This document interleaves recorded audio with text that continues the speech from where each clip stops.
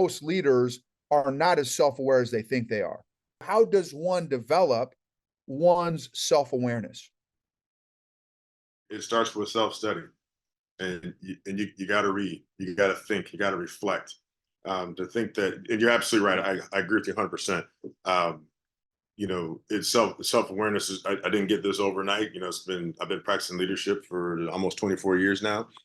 So it's something that, I'm reading books, I'm studying history, I'm reading biographies. Leadership in Turbulent Times by Doris Kearns Goodwin, great book. Um, where she talks about the leadership of four great Americans: President Lincoln, President Theodore Roosevelt, Lyndon B. Johnson, and also Franklin Delano Roosevelt. You're studying the leadership traits of those four individuals and the attributes, and you're seeing, okay, this is where they struggled. And then for me, I'm taking notes in the columns of the pages of the books and whatnot. And then I'm going back and I'm thinking about it. I'm reflecting, okay, how am I doing this? Am I doing this right? Am I doing this wrong? And then I'll get that circle of people who we all have. Okay, that circle of people who can give us honest feedback and tell us, okay, here's some areas where you're struggling or you're doing well. Now, it can't be everybody, because you're going to have people out there going to tell you all kind of stuff that's all over the place. But you got to have that circle of people that you really can depend on.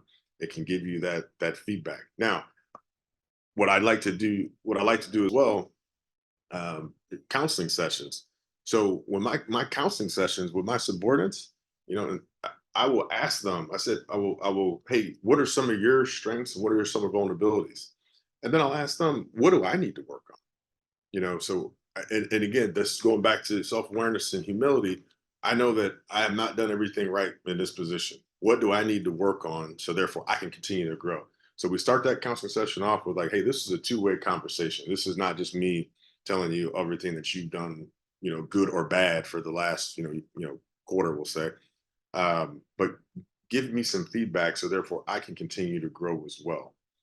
So that's some of the techniques, reading, reflection, that circle of trust. And then also, you're getting that feedback from subordinates when you're doing your counseling sessions.